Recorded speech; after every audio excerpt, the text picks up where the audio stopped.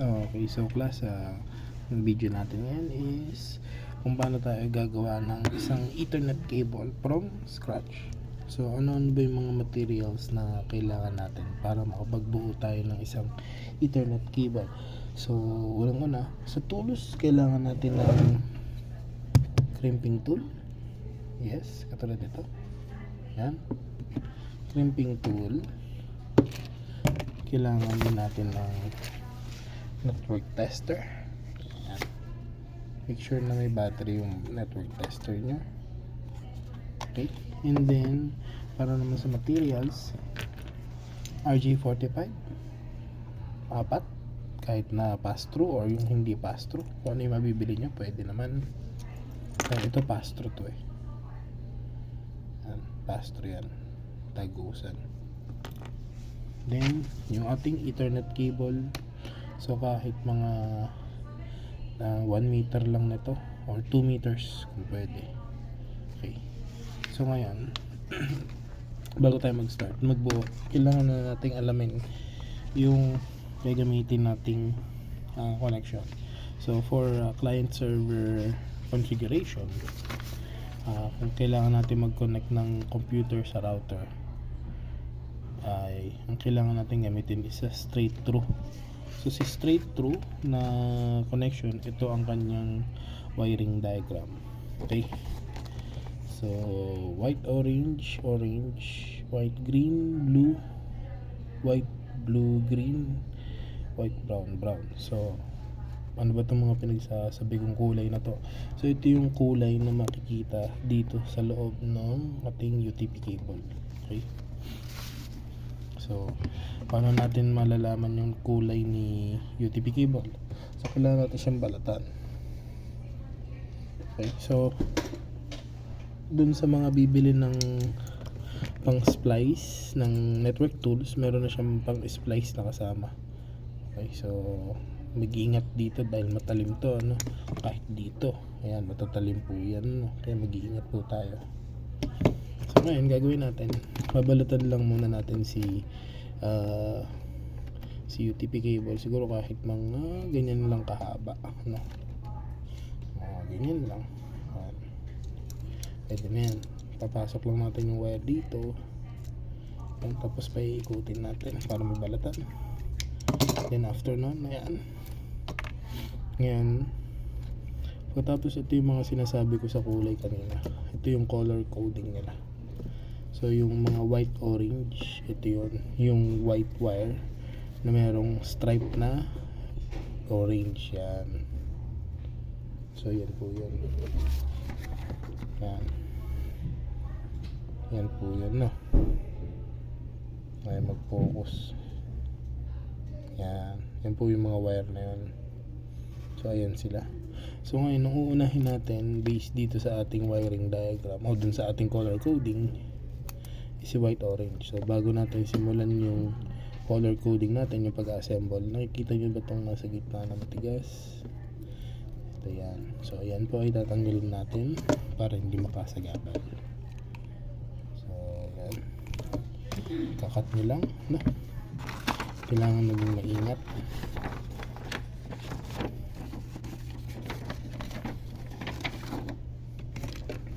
Okay, so ayan, unahin muna natin si white orange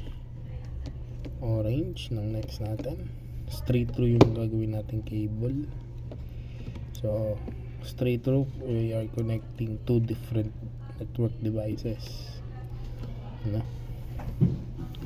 So white orange, white green blue.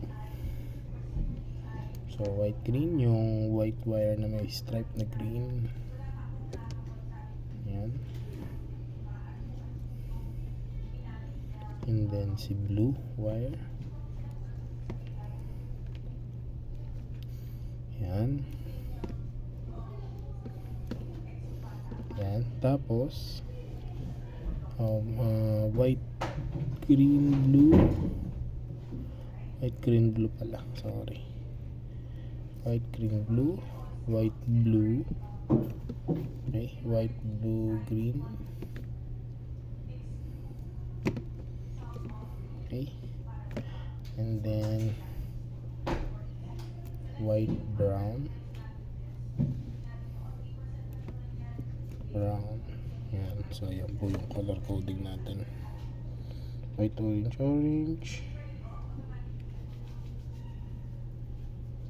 white, green, blue, white, blue, green, tapos white, brown. Okay, so ito yung ganda naman ng technique. No, kung yung mabibili yung RJ45 hindi yung tagusan o hindi yung pass-through.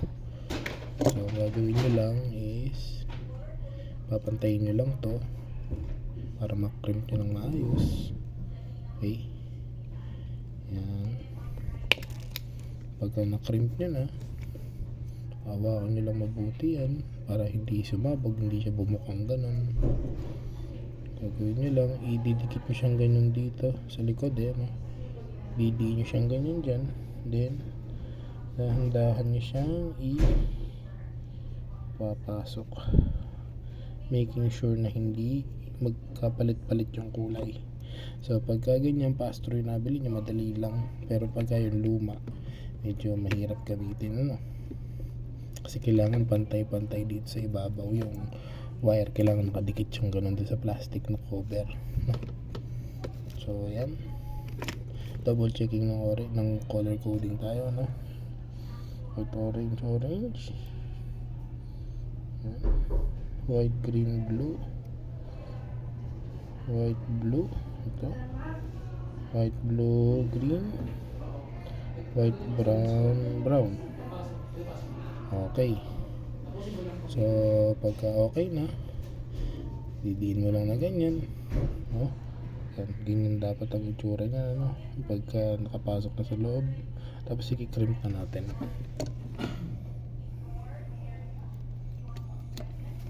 Yan. So crimp.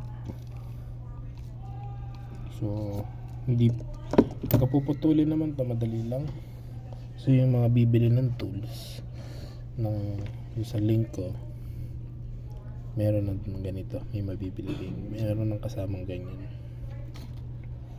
Yan. So dito natin siya ipapasok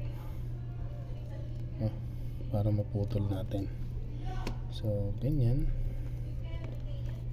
Ayan.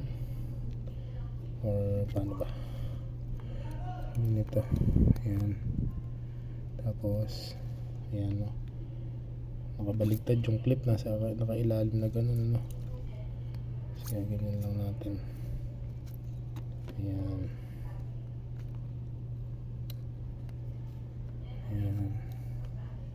Dahan-dahan lang, kaya mag-iingat dahil matalim, Ayan.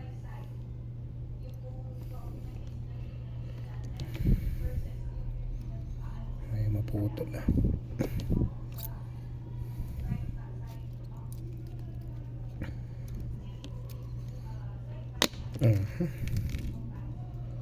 So ayan, malinis na malinis. Ito nyo naman, pati yung plastic sumama ng naputol. So yun lang yung gagawin natin. Ganun din yung gagawin natin sa kabila. So gagawin ko na. So okay, ito ginagawa ko na yung kabilang side.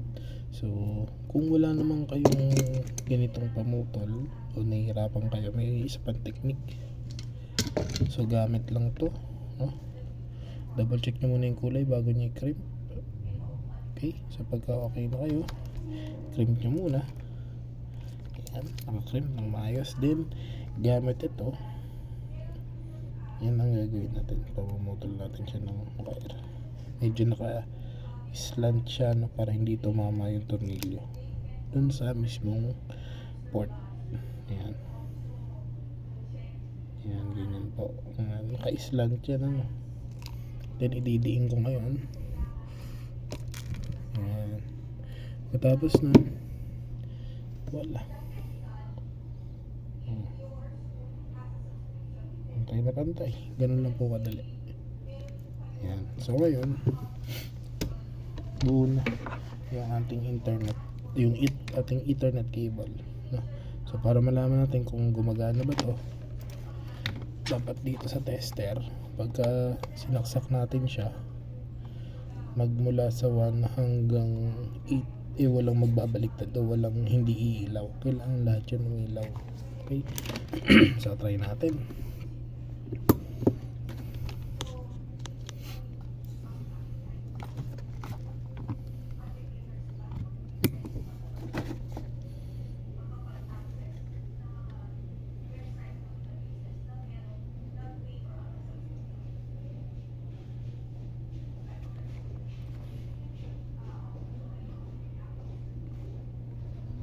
Ayan, umiilaw, buo lahat. So pagka ganyan ang gawa nyo, okay na. Gumagana na yan. Mapapagana natin yung ating router, o magagamit na natin siya sa router para ma-connect natin ang ating PC. So ayun na lang. Ganun lang kadali ang paggawa ng Ethernet cable, basta meron kang proper tools at kabisado mo yung color coding. So this is your teacher, Sir Julius. Thank you and goodbye.